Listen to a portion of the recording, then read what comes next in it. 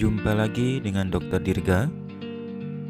Hari ini kita akan membahas tentang topik cara mengatur pola makan untuk stabilkan gula darah bagi diabetes pemula, terutama untuk pasien dengan minum obat.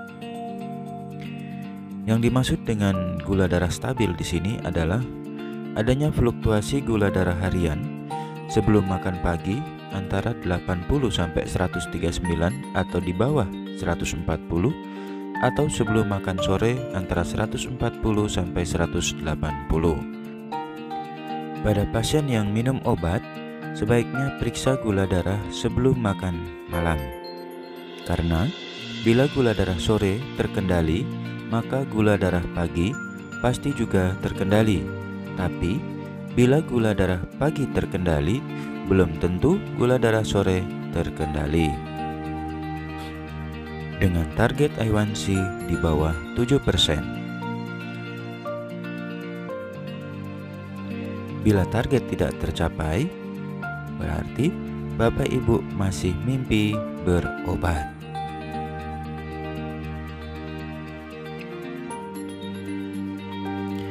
Hari ini kita akan fokus membahas tentang pola makan pada pasien yang khusus obat minum.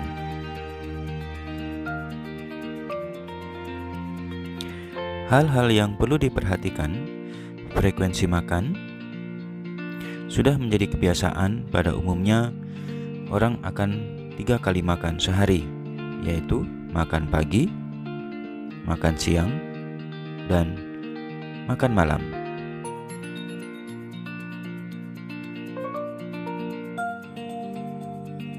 Jadi ingat, pastikan lakukan sesuai dengan kesepakatan. Bila sepakat 3 kali, pastikan makan 3 kali sehari. Bila sepakat makan 2 kali, pastikan makan 2 kali sehari. Karena setelah penyesuaian dosis, maka dosis obat akan tetap selalu sama. Jangan sampai saat acara pesta makannya 4 kali sehari, maka gula akan menjadi tinggi. Gula yang tinggi akan menjadi racun buat tubuh kita sendiri. Demikian juga sebaliknya.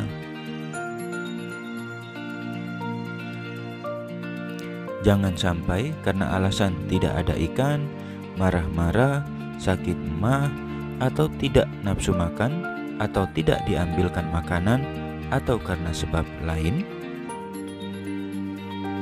akhirnya makan hanya 2 kali sehari atau sekali sehari, tidak sesuai dengan kesepakatan.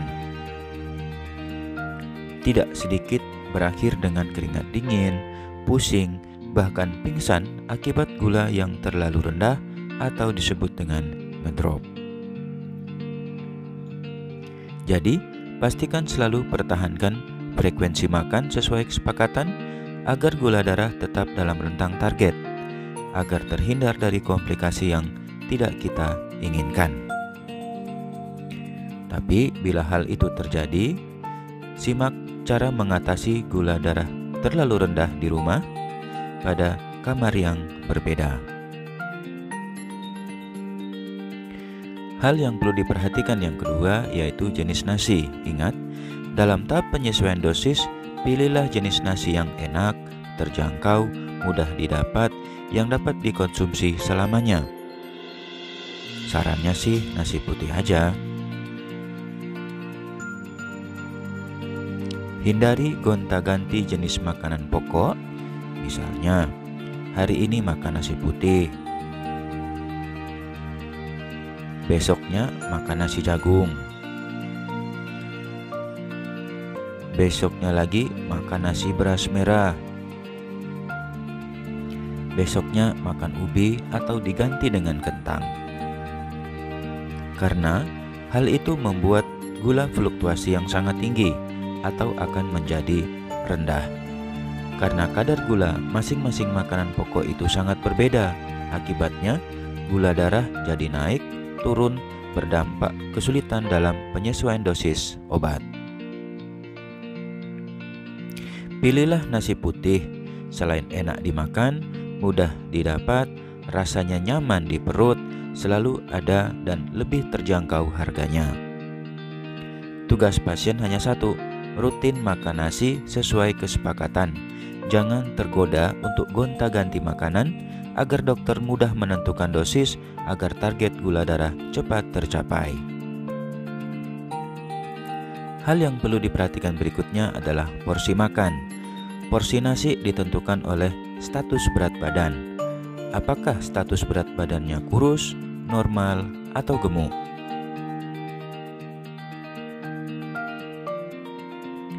Porsi makan bisa ditakar dengan menggunakan centong nasi ataupun dengan mangkuk nasi yang tersedia di rumah.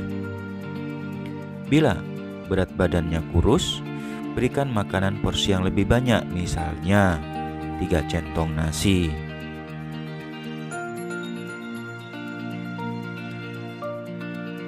Atau menggunakan takaran mangkuk yang lebih banyak.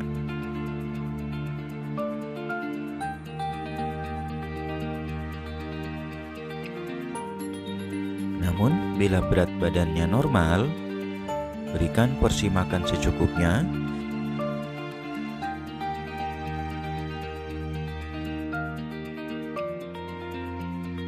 Atau menggunakan 2 centong nasi.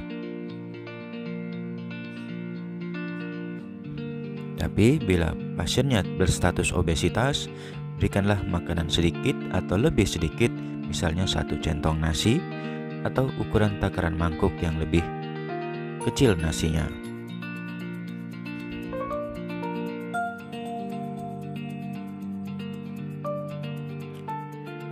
Yang kurus, berikan porsi makan lebih banyak agar berat badan kembali ke normal. Sedangkan yang normal, berikan porsi makan secukupnya agar berat badan tidak jadi gemuk atau bahkan menjadi tambah kurus. Tapi untuk yang gemuk, tujuan memberi makan porsi lebih sedikit agar berat badan turun kembali ke normal. Tujuan mengurangi porsi makan bukan untuk menurunkan gula darah, tapi agar berat badan turun ke normal atau tidak tambah gemuk lagi. Ingat, selalu konsisten takaran porsi makan agar sesuai takaran setiap kali makan, baik makan pagi, makan siang, ataupun makan malam. Hal yang perlu diperhatikan dalam lauk pauk, semua sayur, ikan, atau lauk pauk lainnya masih bisa dikonsumsi seperti biasa, namun dalam pengolahannya tidak ditambahkan bahan-bahan pemanis seperti gula pasir atau gula putih, gula merah, gula aren, kecap, coklat, susu, madu, pemanis buatan seperti gula jagung, atau bahan pemanis bentuk lainnya. Bila ditambahkan bahan pemanis, perlahan tapi pasti, cepat atau lambat akan meningkatkan gula darah. Pada akhirnya akan menaikkan dosis obat agar gula darah tetap terkendali. Dengan menghindari makanan yang mengandung pemanis, maka fluktuasi gula yang tinggi setelah makan dapat dihindari. Masalah buah-buahan, hindari makan buah-buahan yang terlalu manis seperti buah matoa, lengkeng, buah naga, ataupun buah-buahan yang terlalu manis lainnya. Sedangkan buah-buahan yang tidak terlalu manis seperti pisang, pepaya, apel, atau yang lainnya dapat dikonsumsi secukupnya secara rutin atau berkesinambungan. Dengan prinsip tidak berlebihan. Namun, bila membuat fluktuasi juga, konsultasikan dengan dokter pribadi Anda. Untuk penambahan dosis obat tertentu yang sesuai dengan takaran makanan tambahan atau buah yang akan dimakan saat itu. Prinsipnya, apapun yang dimakan, pemeriksaan gula darah 2 jam setelah makan tidak lebih dari target, yaitu di bawah 180. Masalah cemilan, bila berat badan obesitas, sebaiknya stop cemilan. Bukankah cemilan yang membuat jadi obesitas? Dan obesitaslah penyebab terbanyak hingga sampai kena penyakit gula. Selain cemilan pemicu utama terjadinya obesitas, juga sebagai penyebab fluktuasinya gula darah setelah makan. Bahan yang sama, cara masak yang berbeda, menghasilkan kalori yang sangat berbeda. Misalnya kita ambil contoh ubi ungu, satu porsi sajian misalnya 100 gram. Ubi ungu yang dikukus akan menghasilkan kalori 86 kalori. Tapi kalau ubi ungu itu digoreng, itu bisa menghasilkan 422 kalori. Jadi 4 kali lipat lebih kadar kalori yang dihasilkan. Bila berat badan kurus, masih boleh cemilan, tapi ingat, baca komposisinya, tidak boleh ada kandungan gula atau bahan pemanis lainnya.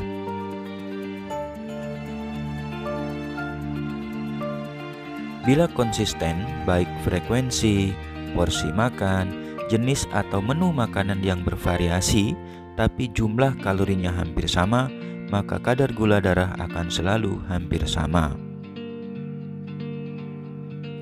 Karena dosis obat gula yang selalu sama, kalori makanan yang hampir sama, maka gula darah juga akan selalu hampir sama. Jangan lupa lakukan pemantauan gula darah sebelum makan malam secara acak, seminggu sekali. Bila hasil gula darah di atas 200, evaluasi kembali pengaturan pola makan yang diprogramkan. Bila yakin sudah benar pola makan yang diprogramkan, cek kembali gula darah. Bila hasilnya masih di atas 200, konsultasikan kembali ke dokter pribadi Anda. Mungkin sudah waktunya penyesuaian dosis obat kembali untuk mempertahankan kadar gula darah dalam rentang target. Periksa A1C setiap 3 bulan atau minimal 6 bulan sekali. Bila hasil A1C di bawah 7%, itu artinya telah tercapai. Pertahankan dosis, pola makan, dan gaya hidup itu seterusnya. Bila hasil A1C di atas 8, segera konsultasi kembali.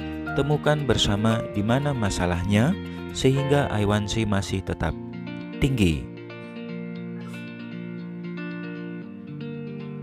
Sebelum komplikasi menghampiri Anda.